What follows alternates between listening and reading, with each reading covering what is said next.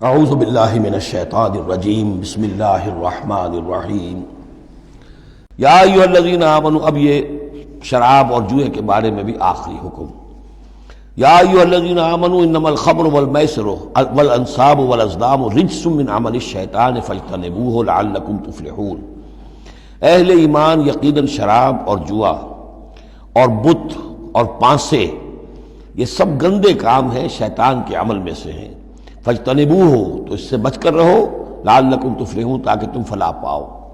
تو شراب اور جوا تو پہلے بھی آ چکا ہے، لیکن انصاب اور ازلام وہ تقسیم کرتے تھے پانسوں کے ذریعے سے اور پھر ازلام کے ذریعے سے، ان کا وہ بھی ایک جوئے کی قسم بن جاتی تھی۔ تو ان تمام چیزوں کو جو ہے رجس من عمل الشیطان قرار دیا۔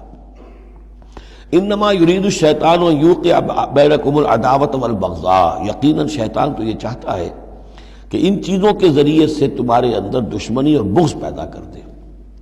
یہ بہت اہم بات ہے کہ شراب کے نشے میں بھی انسان چونکہ اپنا ہوش اور شعور کھو بیٹھتا ہے، تو اب اسے کچھ معلوم نہیں کیا بکواس اس نے کی ہے، کیا کر رہا ہے۔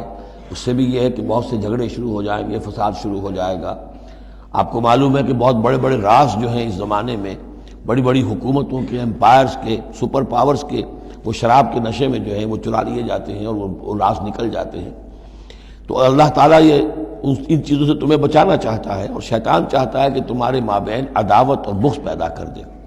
اسی طریقے سے جوئے میں بھی چونکہ آدمی دیکھ رہا ہے، وہ کچھ اس نے ہارا، پھر کچھ اور ہارا، پھر کچھ اور ہارا، ایک وقت آتا ہے کہ پھر وہ برسٹ ہو جاتا ہے غصے میں اور وہ آگ بگولا ہو جاتا ہے، اس لیے کہ ظاہر بات ہے اسے نظر آ رہا ہے کہ جو مجھ سے جیت رہا ہے وہ کسی محنت کی وجہ سے نہیں جیت رہا ہے۔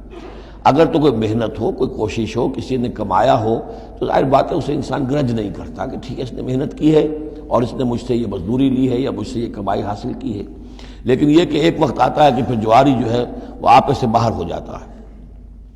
انما یرید الشیطان ان یوقع بینکم العداوۃ والبغضاء فی الخمر والمیسر، شیطان تو یہ چاہتا ہے کہ اس شراب اور جوئے کے ذریعے سے تمہارے اندر، تمہارے مابین دشمنی اور بیر پیدا کر دے، اور اس سے بھی آگے وہ یصدکم عن ذکر اللہ وعن الصلاۃ، اور یہ کہ تمہیں روکے رکھے اللہ کی یاد سے اور نماز سے۔ یہ معاملہ بھی شراب کا تو بالکل واضح ہے، لیکن یہ کہ جوئے میں بھی یہ ہوتا ہے کہ ایک آدمی دفعہ اس میں لگ جائے تو پھر یہ ہے کہ وہاں سے نکلنا مشکل ہوتا ہے۔ جیسے تاش کا معاملہ ہے یا اور شطرنج ہے، یہ کھیل ایسے ہیں کہ جن کے اندر لگ کر پھر انسان جو ہے ان چیزوں سے غافل ہو جاتا ہے۔ فہل انتم منتہون، تو اب باز آتے ہو یا نہیں؟ یہ انداز جو ہے یہ بڑا سخت ہے۔ اس میں پس منظر میں کیا ہے کہ تمہیں سب سے پہلی بات جو کہی گئی تھی، یسألونک عن الخمر والمیسر قل فیہما اسم کبیر ومنافع للناس واسمہما اکبر من نفعہما، تو تمہیں سمجھ لینا چاہیے تھا، اسی وقت بات آ جانا چاہیے تھا۔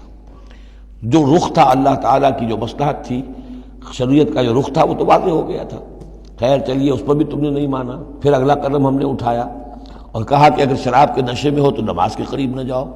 اس سے تو پھر اب پوری طریقے سے واضح ہو جانا چاہیے تھا کہ دین کی اہم ترین چیز جو ہے وہ نماز ہے، صلاۃ و عماد الدین، دین کا ستون ہے، اور یہ جو شے ہے وہ ہمیں نماز سے روک رہی ہے، تو تمہیں چھوڑ دینا چاہیے تھا۔ بہرحال اب یہ کہ آخری بات ہماری طرف سے آ گئی ہے، فہل انتم منتہون، تو اب بھی باز آؤ گے کہ نہیں؟ صدق اللہ العظیم۔